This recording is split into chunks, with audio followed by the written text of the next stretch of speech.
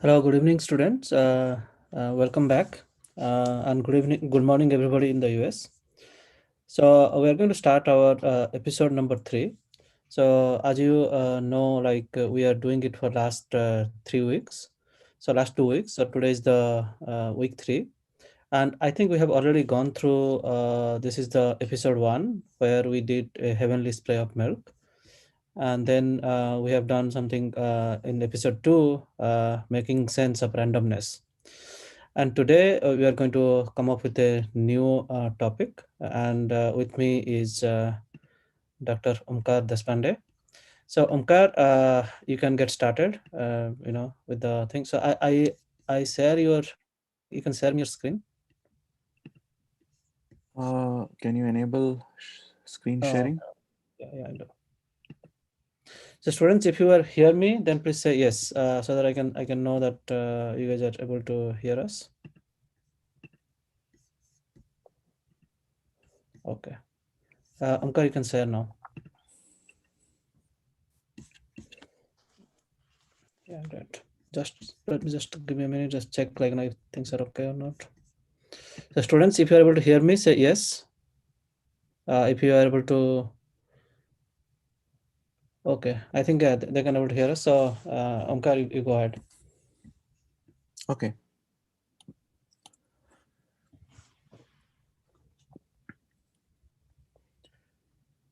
So welcome to session 3.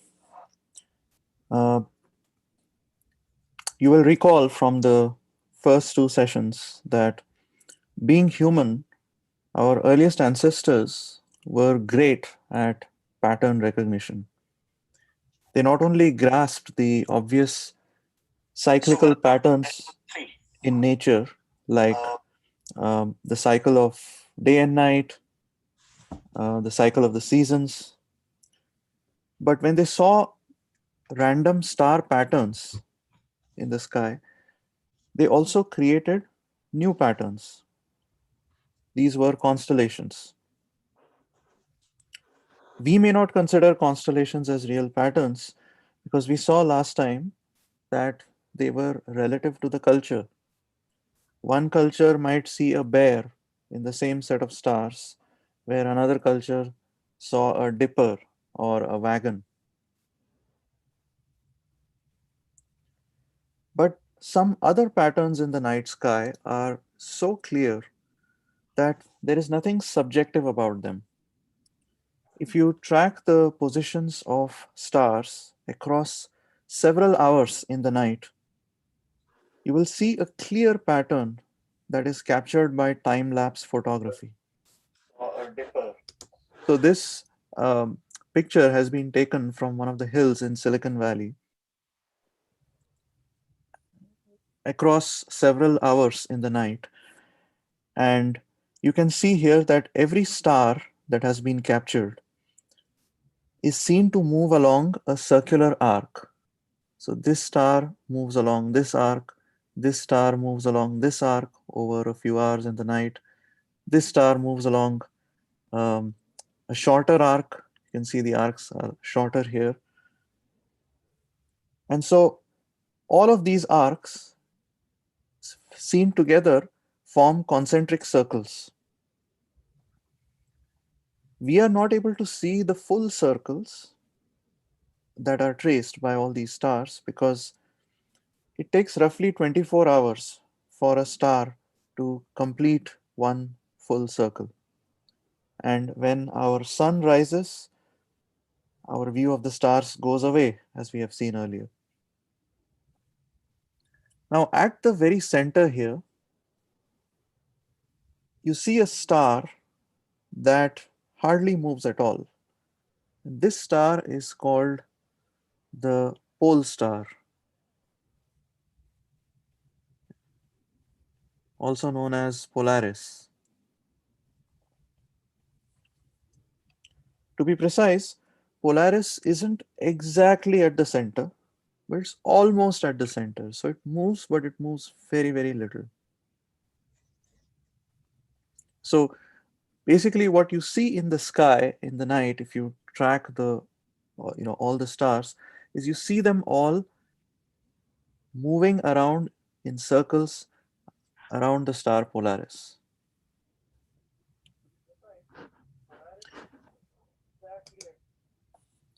Polaris is part of the Ursa Minor or the Little Bear constellation. In fact, it is at the very tip of the tail of the Little Bear. Just as the Great Bear has the Big Dipper inside it, the Little Bear has a smaller pattern called the Little Dipper inside it. And these stars of the Little Bear and the Great Bear, they are all revolving in small circular paths around Polaris. So you can imagine this little bear going round and round and round with its tail pinned at Polaris, and the Great Bear, which is a little farther from Polaris, literally going round in circles as if it's riding a merry-go-round. So as these stars move along circular paths, they all move at the same angular speed or angular velocity. So their relative distances to each other don't change. And that means if I were to pick any two stars, say this star and this star, the separation between these two stars would be constant as both of them move along those their respective circular paths. And that is why constellations maintain their shape even as the stars making them up move in circles around Polaris. A common misconception about Polaris is that it is the brightest star in the night sky. It's actually not. The brightest star in the night sky is the star Sirius, which is part of a different constellation. Um, so Polaris is not that bright, and that means it's a little tricky to locate Polaris in the night sky. So the easiest method to identify Polaris is to take the two front stars of the Big Dipper and to draw a line connecting them. And as you look into the sky, imagine this line continuing on and on and on, and you'll see that it's going to hit a star. The very first star, relatively bright star that this line cuts, that is Polaris. So tonight, if the sky is clear, this is how you can actually go out and identify Polaris. This pattern is so clear that in the United States, one of the states, Alaska, has a state flag literally showing this pattern.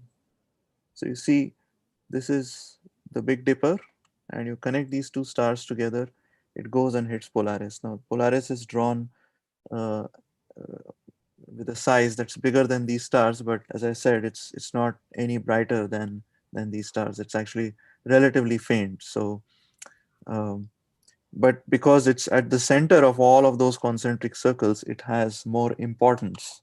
And so that's why it's drawn in a bigger size.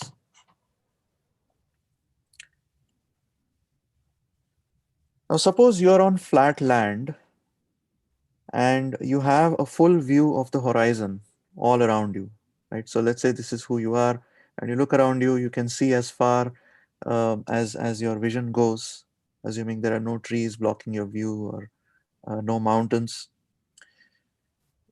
And let's say you're able to locate Polaris in the sky, right? You identify the Big Dipper, and through that, you're able to locate Polaris.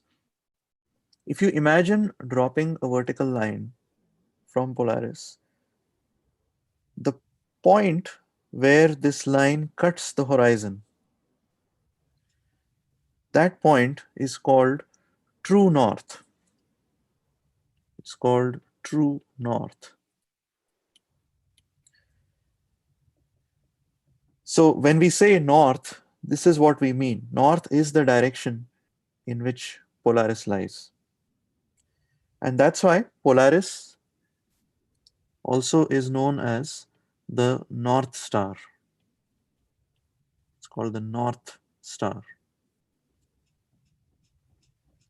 So when facing true north, uh, you're seeing Polaris, but you can also imagine the point that is directly behind you. So what you're imagine seeing true north exactly in front of you.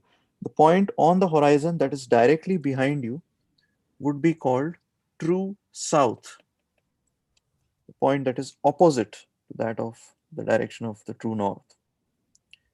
And this line, if you were to imagine a line that connects true north with true south and which passes through your feet, this line is known as the meridian line.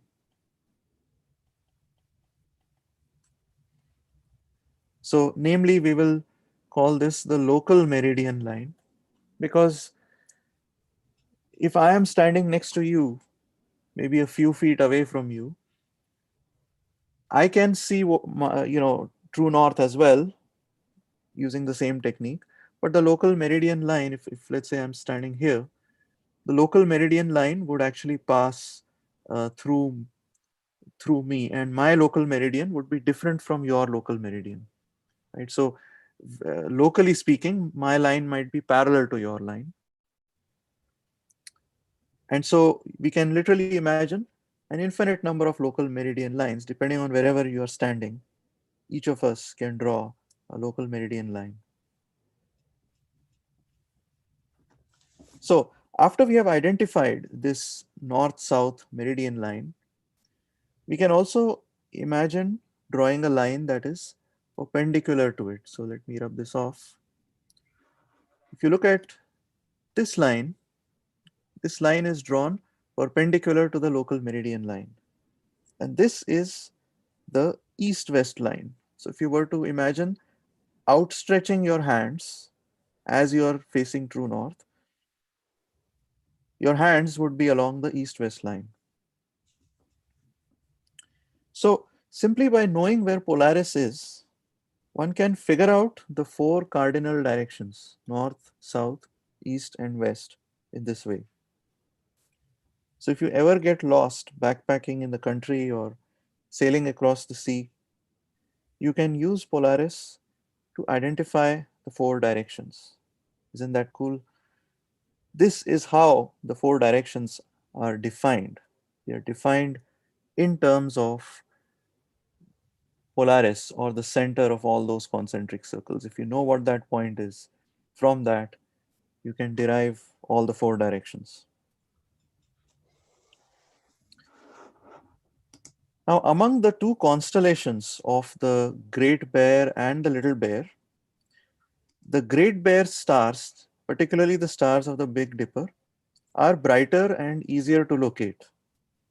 And that is why ancient sailors relied on the Great Bear constellation to identify which direction was north. Now we know that the exact north is going to be given by the Polaris star. But because the Great Bear is not that far from Polaris, if we want to know which direction north approximately is in, then we can use the Great Bear to guide us.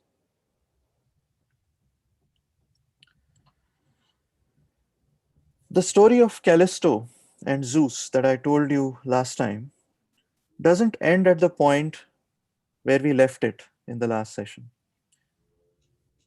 You remember how Zeus lifted Callisto up in the air as her son Arcus was about to kill her with an arrow, and how he lifted Arcus as well, changing him into a little bear.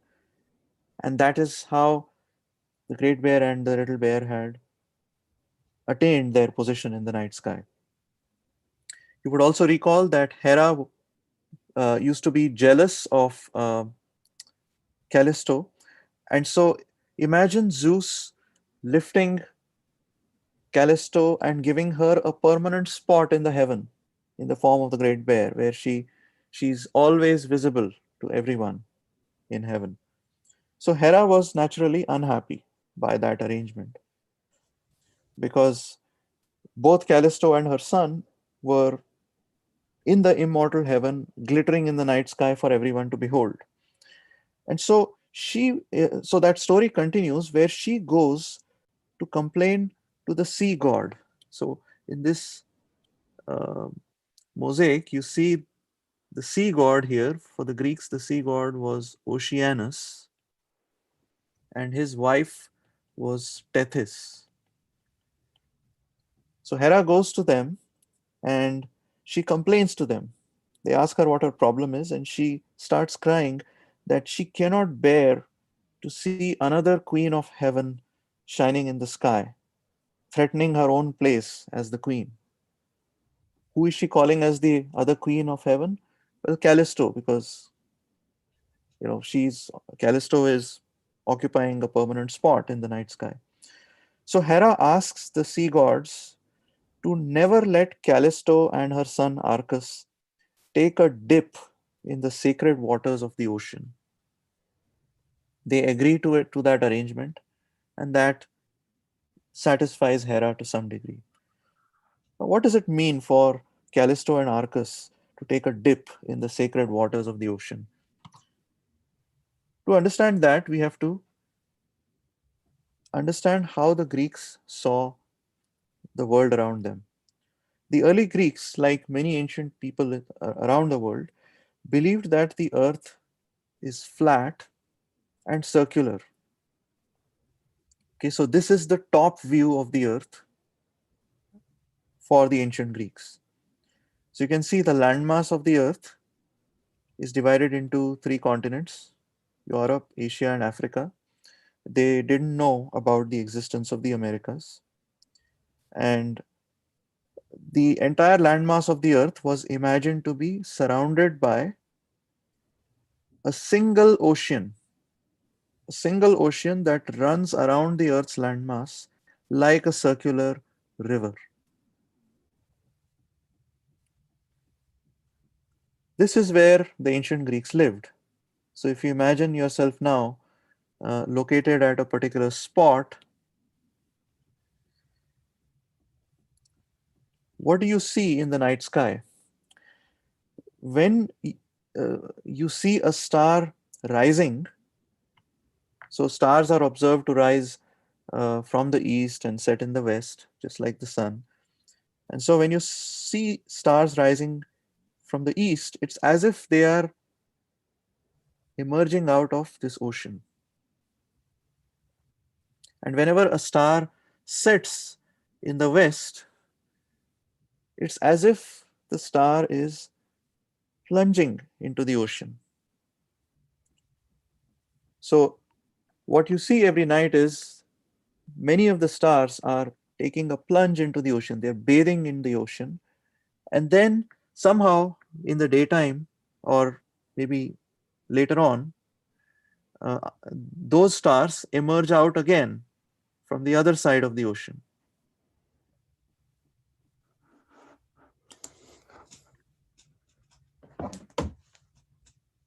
So, when Oceanus and Tethys, those two gods, agreed to Hera's demands, what happened according to that story is that Ursa Minor and Ursa Major, right? This is Ursa Minor. Ursa Minor, as you know, rotates around it, the star at the tail of its tip, which is Polaris. And Ursa Major, I'm only showing the Big Dipper here, but the whole Great Bear is also revolving around Polaris. But if you look at the horizon here, you see that both of these constellations always stay above the horizon. So going back to what we discussed a few minutes ago, if you drop a vertical line here, this particular point is true north. And so as you observe the northern sky, or as the Greeks observed the northern sky, they saw these two constellations going round and round, but never rising or setting, which means they always stayed above the horizon. They never dipped below the horizon. They never took a bath in the ocean. right? Because whenever a star dips below the horizon, it's taking a bath in the ocean. And since Oceanus agreed not to let them set, that means they could never take a bath in that uh, sacred ocean. So, such stars and such constellations are said to be circumpolar. They always stay above the horizon, they never go below the horizon. Whereas other stars and constellations rise in the east from the horizon and they set in the western horizon because their circular paths go below the horizon at least for some time. So everyone else is allowed to take a bath in the ocean except for these two constellations. So here's a quiz for you. In the Greek poet Homer's epic story called Odyssey, so uh, since you're all in India, you know that in ancient India there were two epic stories, the Mahabharata and the Ramayana, which were considered to be sacred texts. In the Greek world, there were also epic stories that were considered to be sacred, and the two most famous among them are the Iliad and the Odyssey. These two texts were thought to be authored by a man whose name was Homer. Just like in India, the Mahabharata was uh, thought to be authored by Vyasa and Ramayana by Valmiki. The Iliad and Odyssey were both thought to be authored by Homer, and they were sacred for the ancient Greeks. So, in the Odyssey, there is a story of a hero whose name is Odysseus. So, Odysseus, after fighting a war called the Trojan War, embarks on a voyage back to his homeland because this war that he had fought was uh, in a different land. It was on actually on the western coast of Turkey, a city called Troy.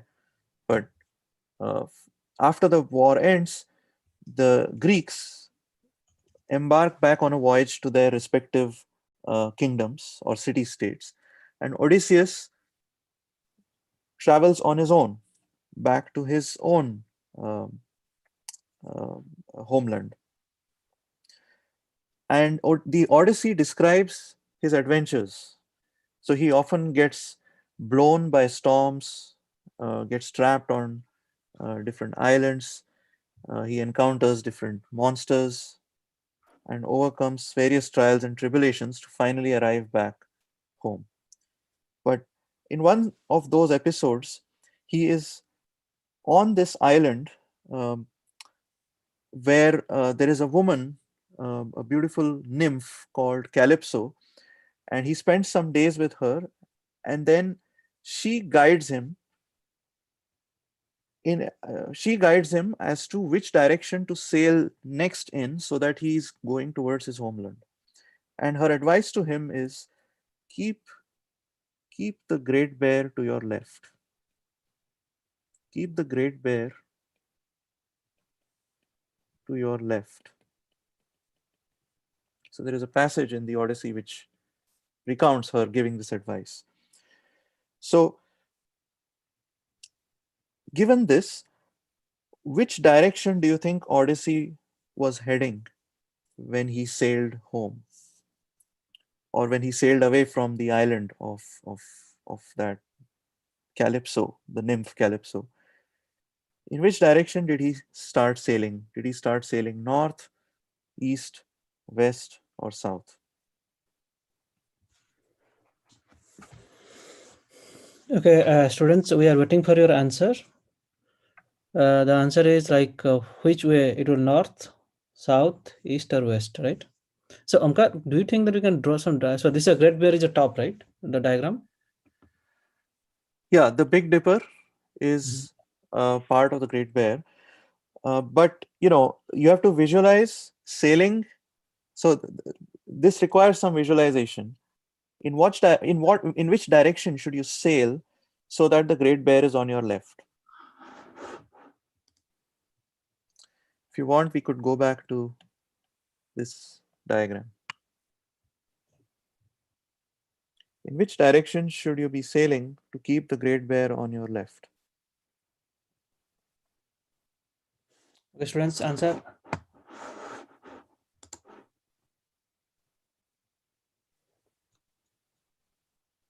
I think somebody give an answer north. I don't know if just they. Yeah, I mean, Um, if you're sailing north, then you will see the Great Bear in front of you. You won't see the Great Bear to your left.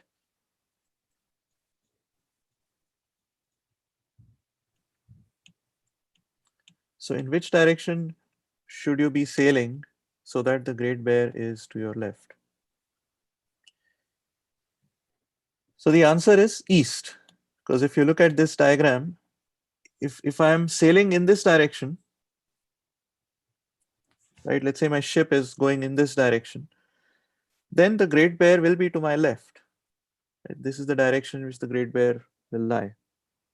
So, it will be to my left. So, keeping the Great Bear to your left is the rule that you follow if you want to head east. And that's why Calypso gave Odysseus this advice, because his homeland was on the east, and so he was sailing east. So you should be able to answer the next quiz now. Suppose you are in the ship of Christopher Columbus, sailing from Spain towards the Caribbean islands. So here's a map. So Columbus sailed west from Spain in his journey towards the Americas. So let's look at this particular route. Suppose you're traveling along this route, and uh, let's say you're somewhere over here. Okay. So to ensure that you are sailing in the right direction, Columbus was sailing west. His hope was that by continuously sailing west, he would actually reach Asia, because at that time there was this view among some of the Europeans, at least the educated ones, that the earth is spherical. And so uh, there was uh, a land route, of course, from Europe to Asia, right? India and other countries in Asia. But that land route went through um, the Arab regions, right, which were Muslim in particular. And since the Western European regions were Christian in particular, and there were battles happening between the Christians and Muslims in that time, so it was not convenient for European traders to follow a land route to reach India or China or any of those Asian regions. And so the Portuguese and the Spanish uh, essentially uh, thought of sailing west so that they could reach uh, Asia. And in particular, Columbus embarked on the first such voyage that was successful, not in reaching Asia, but in reaching um, the North American uh, continent. So he deliberately sailed west so that he thought he would reach Asia that way, but instead of reaching Asia, he rediscovered a new continent. So let's say you're part of Columbus's fleet and you're sailing west. How will you make sure that you're sailing west? Because there were no GPS, there were no mobile phones, and nothing that could tell you that you're heading in the right direction.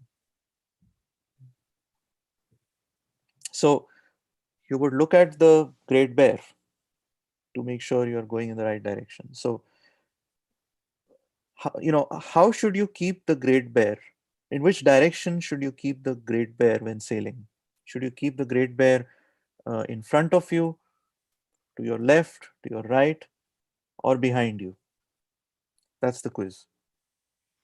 Let's say you're sailing in this direction, you want to sail west. Where should the Great Bear be kept? So can you put that Great Bear into perspective, some visualization here? Yeah, like draw. Yeah, let me share the screen again.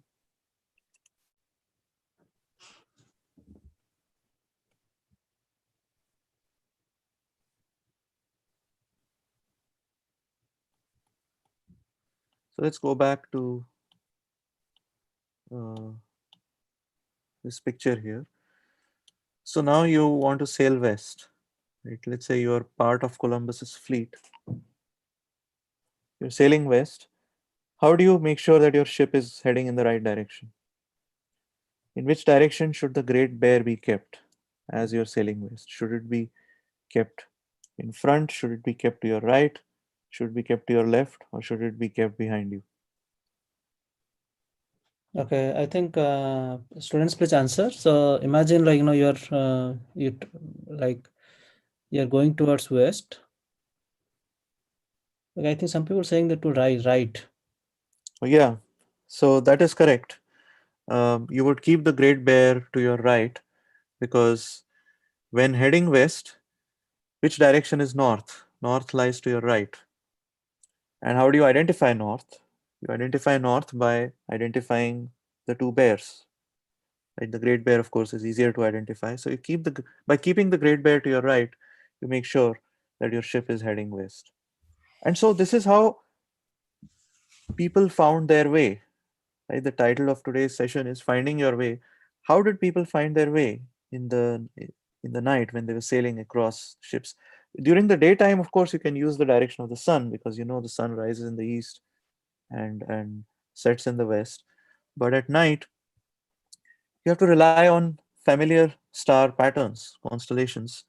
And because Polaris, the little bear, and the great bear always lie north, they don't dip below the horizon, at least at the latitude that the Greeks were at. Uh, by keeping track of where they are, you can also keep track of all the four directions.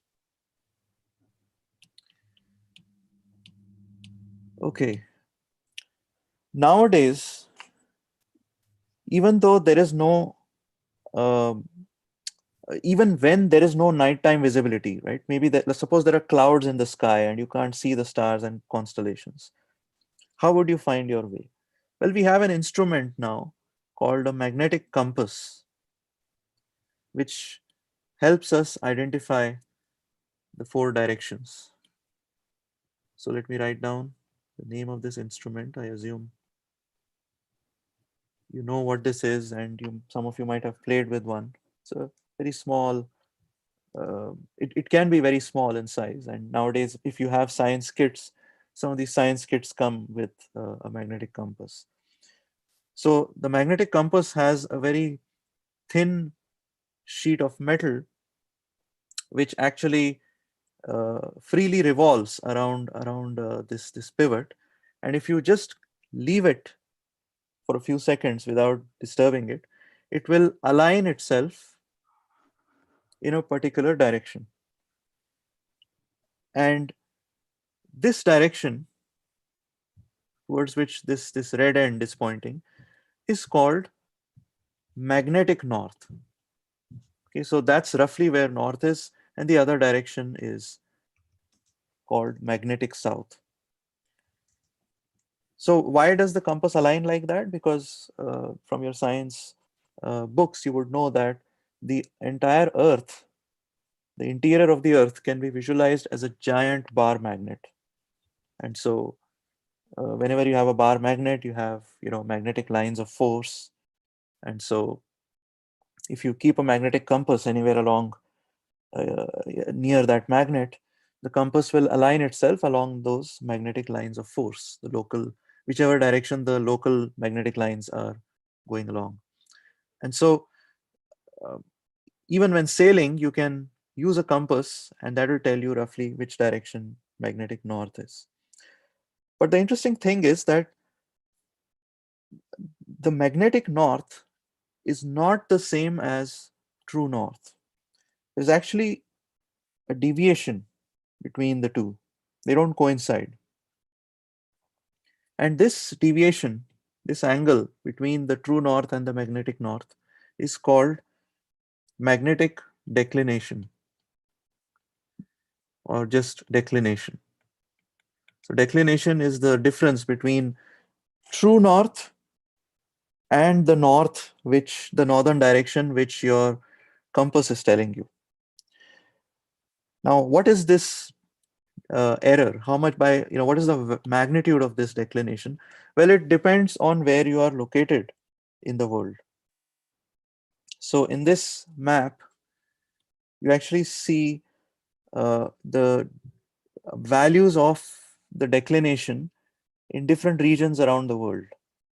So for example, everywhere along uh, this line, right? If you look at this line, I don't know if you can see this clearly, but there is a number written here called 10. Along this line, the magnetic declination is 10 degrees. That means if I am, let's say, standing somewhere here and I look at my compass will align in a direction. I look at the direction which my compass aligns. So my compass tells me this is north. I have to actually go 10 degrees anti-clockwise from there to actually get the true north. Right? I shouldn't trust my compass exactly. I should change my angle by 10 degrees and then I will know which direction is true north. That's what declination means. If you are located somewhere in Orissa, I guess in this map, you can see that this green line, which is labeled 0, it passes through this region in India, and maybe parts of Orissa are also there. So that means when you use your magnetic compass there, the declination value is 0.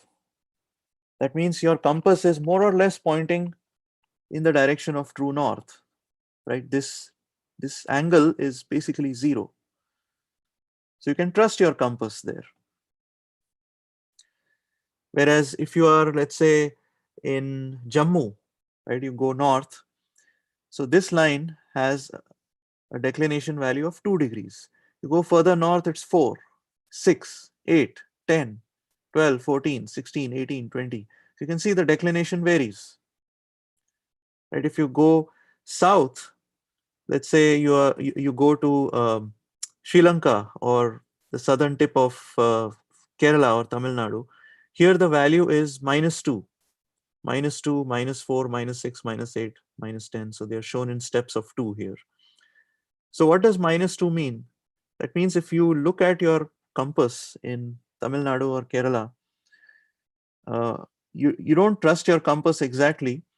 You would actually have to go 2 degrees to the in the clockwise direction to actually get the direction of true north. So whatever direction your compass tells you, go anti-clockwise by 2 degrees and that will be the true north direction. Does that make sense? So for most of India, you can see that the magnetic compass is more or less pointing in the true north direction. The amount of error is very small.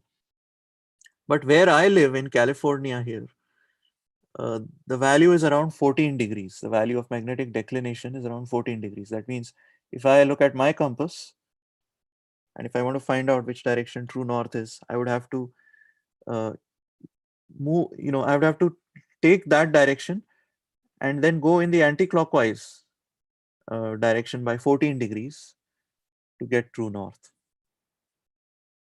So here's a quiz question. In which of the following regions would a magnetic compass point exactly north? The coast of California. Would a magnetic compass point exactly north in the coast of California? I actually just answered the question, but can you choose a yes or a no? I'm claiming that a magnetic compass can be completely trusted if I'm in California. Is that true or false?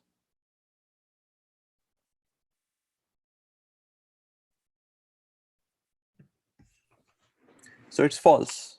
Why? Because you can see here that there is a deviation, whether it's 14 degrees or 15 or 13, doesn't matter. I can't trust my magnetic compass exactly if I'm here. What if I'm on the coast of Peru? So Peru is a country here in South America. So let's say I'm somewhere on the coast of Peru. Can I trust my magnetic compass exactly? I think some people are saying yes. Yeah, you can, because you can see that this green contour line, which is labeled 0, passes through that region. That means a magnetic compass will point to true north there. So wherever you are located, maybe you're not in Orissa, you could be somewhere else, try to look at this map and estimate what the declination is where you live. Okay. What about the east coast of Florida? Florida is one of the states along the east coast. Can I trust my magnetic compass if I am in Florida here? Yes or no? Well, the answer is not exactly, because there is a blue line going through this region, and the value there will be -2, -4, -6.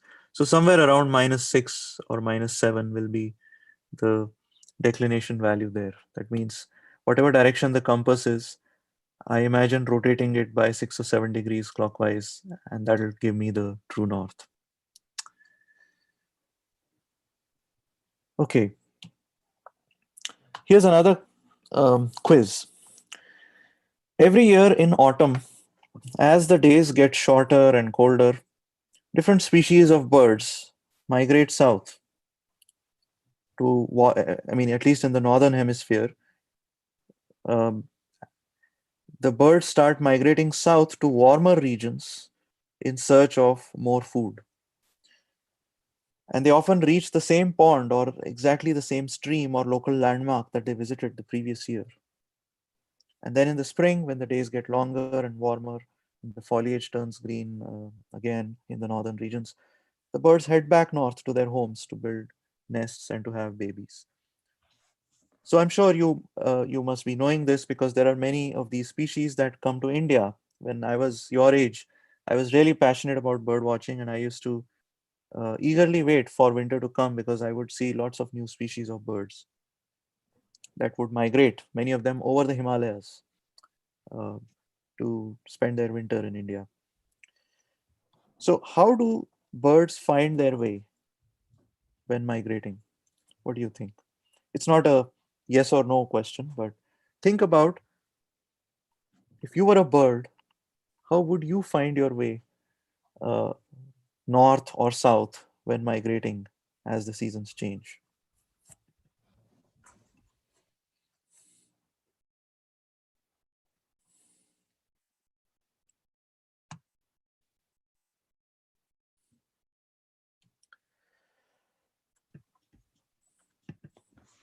So, birds actually use a mix of different methods to find their way. While the details of bird migration still remain mysterious, we do have some clues. Let me reshare my screen.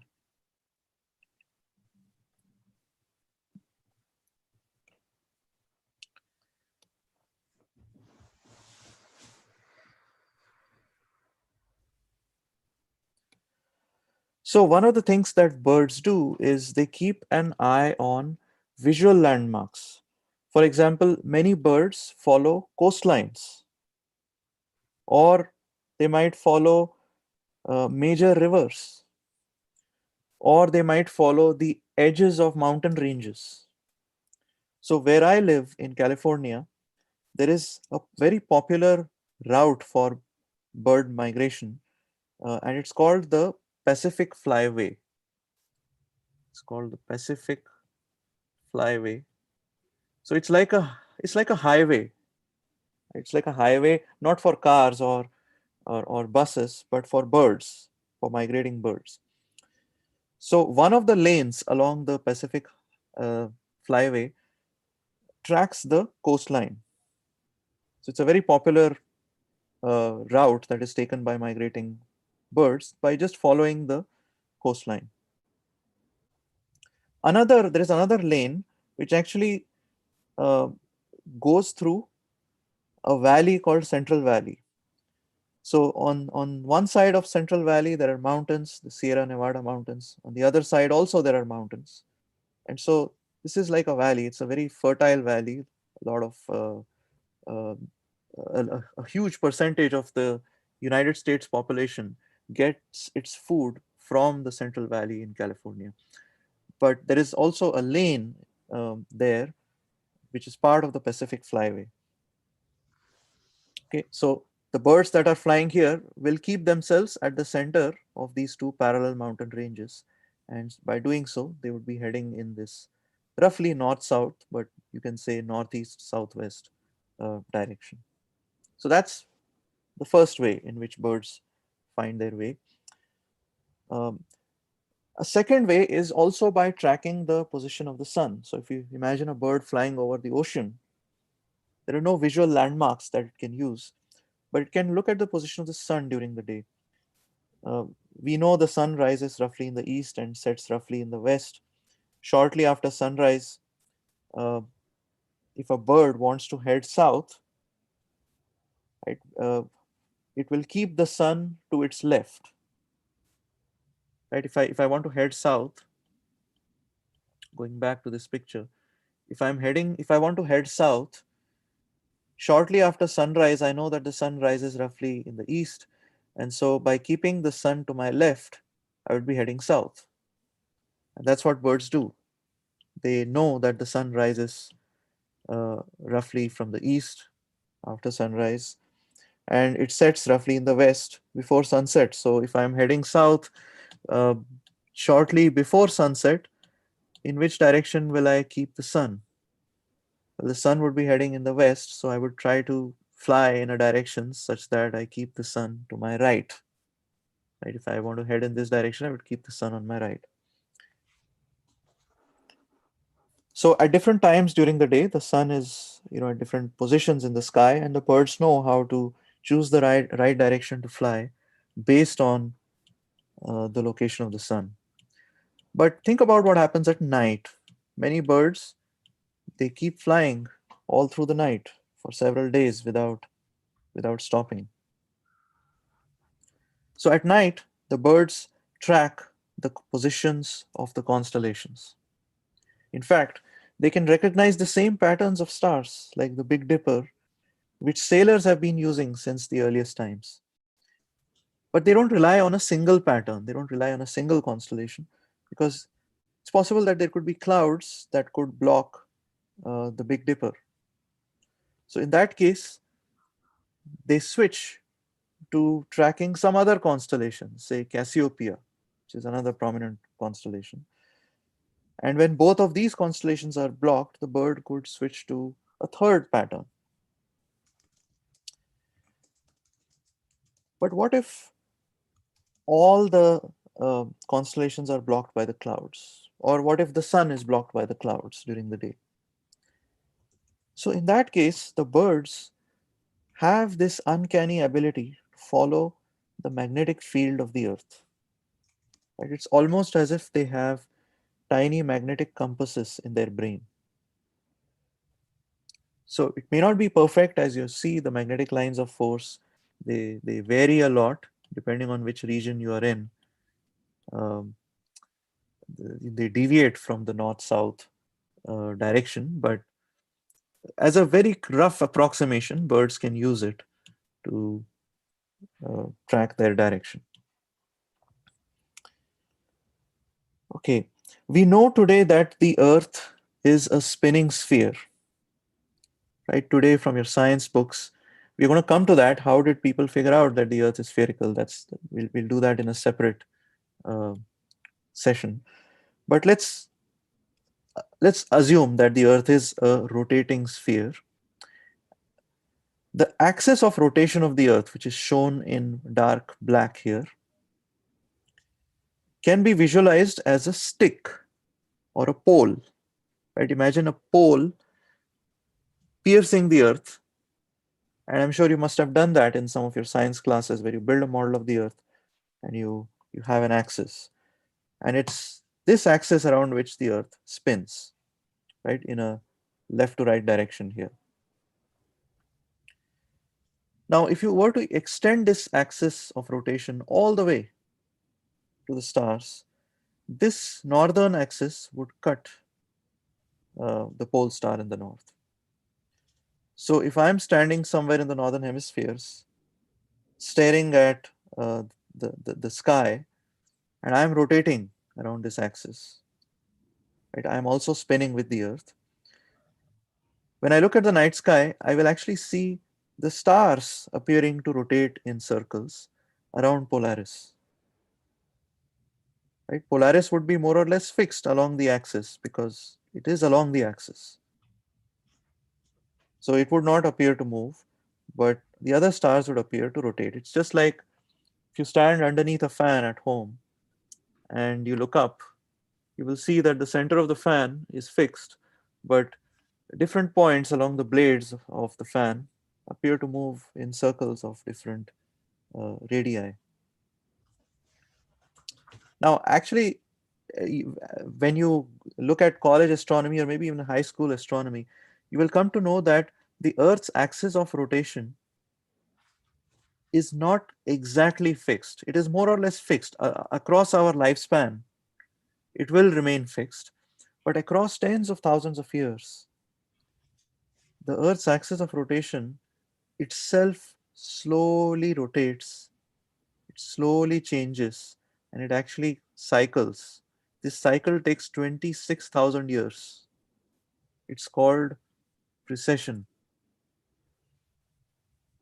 The Earth's axis of rotation is very, very, very slowly changing, and across 26,000 years, it does one complete cycle. So maybe after 13,000 years, the axis of rotation uh, would not be this, it would be that. And if we were to live at that time and look up at the night sky, we would see some other star that is fixed, right? Not Polaris. Polaris, after 13,000 years, will actually be rotating in a relatively big circle around some other center. So the star that we call the pole star today uh, would have rotated in a big circle 13,000 years ago, or will rotate in a big circle again 13,000 years from now. And so we would not call it the pole star at that time. So our hunter gatherer ancestors, for much of the past, did not uh, see a fixed pole star, but they did see the stars and constellations of their time moving along circular paths every night around some other center, and they might have used those to navigate. Right? In fact, it's interesting that some of the ancient texts can be dated based on whether or not there was a fixed star, Polaris, at the center of the sky in that time. Because if you go back too many thousands of years, Polaris would have not been exactly at the center, and so the ancient texts would not describe a star at the center. So, for example, the Indian text Bhagavad Purana describes the pole star as the abode of Dhruva. Dhruva was a king who, according to the story in the Bhagavad Purana, does severe penance to the god Vishnu to attain a planet that does not perish. Right? In the cosmic story of the Bhagavad Purana, the Earth and many of the other planets periodically get destroyed and then recreated. But Dhruva, by doing severe penance to Vishnu, is granted an abode which is immune from that destruction. And in fact, it is described in the Purana that this is the abode around which all the other rishis, all the other uh, devatas and the deities rotate, right? They circumambulate it. And so you can tell from this that at the time of the Bhagavad Purana, when it was written, there must have been a pole star at the center. So it couldn't have been written too far back in the past. Most humans lived and still live in the northern hemisphere of the earth. But if you lived in the southern hemisphere, you would see the stars rotating around a different center, where the earth's axis of rotation points in the south. So if you're living, say, in this country, uh, you would see a different set of stars in the night sky, right, in this region. You wouldn't see Polaris. Today, there is actually no prominent star at the center of the southern sky. So we don't have anything like the pole star in the south. There is a constellation that is called Crux. It's also known as the Southern Cross. You can see that it is made up of four stars here, and they form a cross shape. And it's actually the smallest constellation among the 88 constellations that I mentioned last time. It's relatively close to the center of the southern sky, but it's not exactly at the center. So there's actually no star at this exact center. So if you are sailing in the southern hemisphere, you would try to look for the Southern Cross to identify true south. Now, the Southern Cross actually appears in the flags of a bunch of countries that are in the Southern Hemisphere. And the last question that I want to ask you today is, can you recognize the flags of uh, these four countries? I've shown four flags here. And what you notice on these four flags is that they all show the Southern Cross.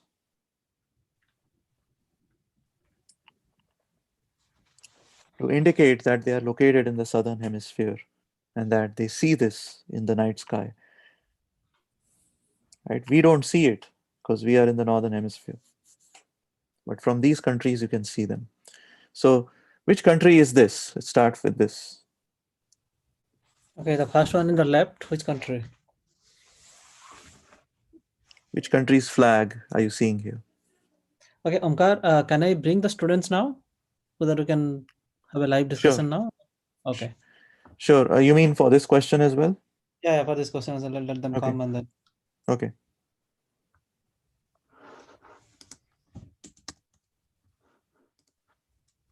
Yeah, I send them the link so they'll join. Sure. Okay, students, you join. The link has been sent to you in the group.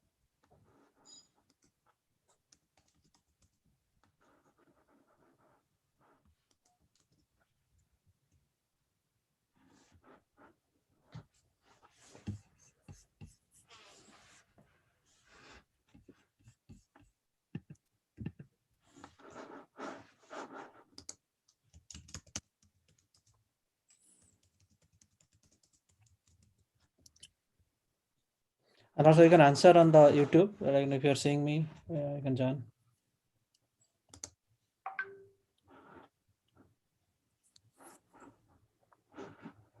Hold on, there's something wrong. Like I think, 1 second. Let me. I think I shared the wrong. Omkar, can you stop sharing? Okay.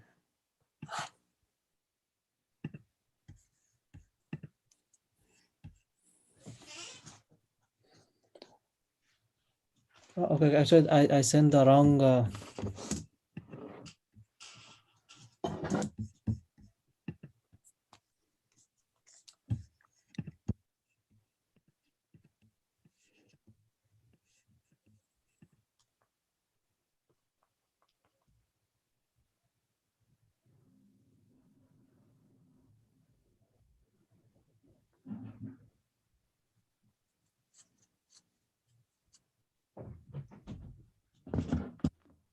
Okay, so I'm sending you the right.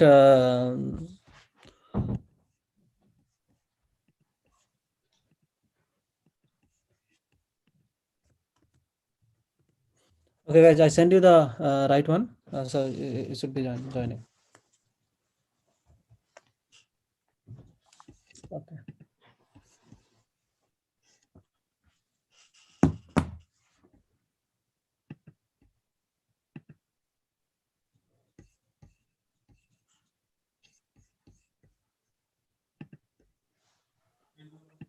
Okay, Omkar, you can share your screen.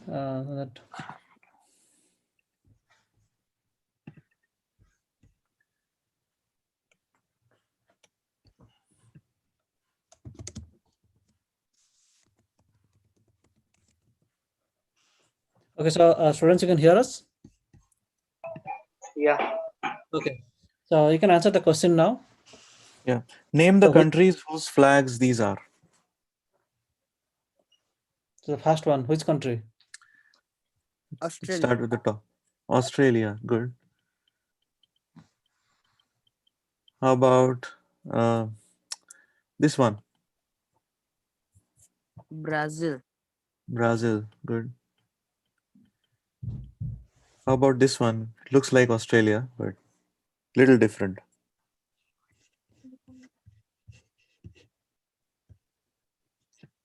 Anyone?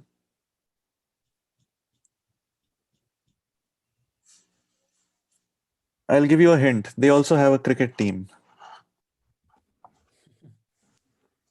So which another cricket team in South Hemisphere?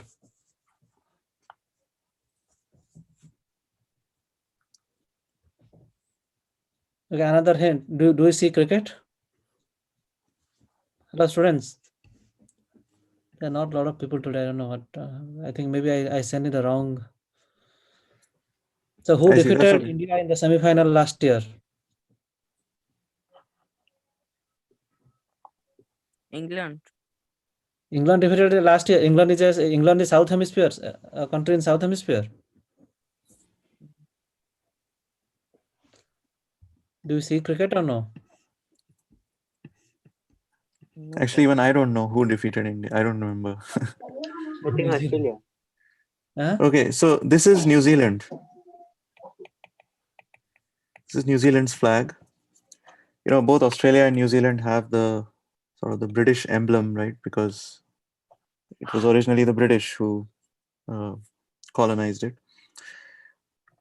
How about this one? This is a less known country, but they do have exotic birds. If you've seen some of those nature documentaries where you have, the different birds of paradise, they're found in this exotic location.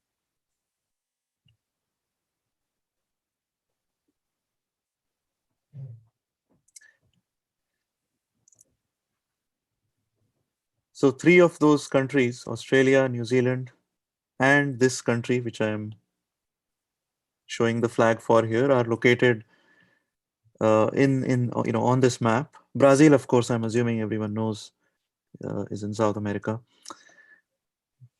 What's which country's flag is this?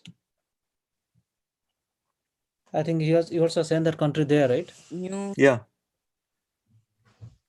Which country? Anybody knows what this country is? New Guinea. Yeah, New. Papua New Guinea. Guinea. So there are of course many other countries in the southern hemisphere, but these four countries have opted to show the Southern Cross on their national flag to indicate proudly their presence in the southern hemisphere. Okay, so with that we can stop today's session. Uh, I can take questions. Yeah. If you have, we have very less number of students today, but you can ask question and we can close this session. Okay, Shilpa, can you Shilpa Baral unmute and Yes, ask sir. your question? Yeah. Hello, sir. Yeah. Sir, my question is, how the sorry, sir. Shilpa, if you have a problem, you can tell me in Odia. I will explain into Omkarji in English. No Sorry, problem. sir. I can. Sorry, sir. Mute. Hello, sir. My question is, how can the submarine drivers know where are the polster and though they can see the polster and the sun, how can they know which is the direction of they should go? So submarine divers, is that what what you No, asked? Shilpa, can you ask the question again? So the submarine drivers, how can they know that which direction they should go? Submarine drivers means I'm saying that you were saying the sellers, right? Not submarine drivers. You were saying sellers, Sorry, right? sir. Okay. Submarine sailors. Sorry, Biswajit, what was that? So saying how the sellers, Sailors, okay. because both Sun and then that Big Dipper is also present, right? So how do they know? But I think this complement each other, right? Big Dipper and Sun, they complement each other to Yeah, find yeah. the So direction. in the daytime, you would track the sun. In the nighttime, you would look at the stars. And so ancient people had to be very well familiar with these star patterns. If they had to find their way, it was a matter of life or death for many. Sir, but due to they are the submarine sailors, they are in the deep of water. So how can they see the sun or stars? No. They are not they are not a submarine driver, they are sellers. So the Oh, question is submarine driver. No, no, the Yeah, sir, submarine submarine s- sailors. somebody who drives to yeah. So in front of. submarines won't go underwater that long, right? They will be more or less at the surface for the most part, unless they want to hide themselves, and then they would go down. So uh, uh, we are assuming that we are talking about sailing on ships that are above water, right? For the most part. Okay, I think Shilpa, like what happened. The submarines, right? First of all, in a submarines now they must have other way to figure out where is the true north, true south, right? The modern submarines probably won't need to have look at the star or sun to find the true north and true east. Omkar, is that right? Uh, Sorry, what was the question? No, the question is because I think she was thinking how the submarines, if the submarines, because a lot of people have this idea that submarines are always below the water, Hmm. right? Yeah, they won't be always below the water. So we are Yeah, talking so about long distance sailing. So long distance probably. sailing won't happen through submarines. Submarines themselves might be, carried on ships Mhm. until they reach a point where they need to go underwater. Okay. Okay, Rudra Pati, you can ask your question. Hello, sir. I am Yeah. Rajanaran Pati. So, my question uh, is there any difference between to find direction with star and find direction with compass? The difference is that the finding the direction with the stars means focusing on the axis of rotation of the Earth. Right? When you look at the stars to find which directions are north, south, east, and west, you are getting those directions as per the Earth's axis of rotation. So this is what we call as the North Pole.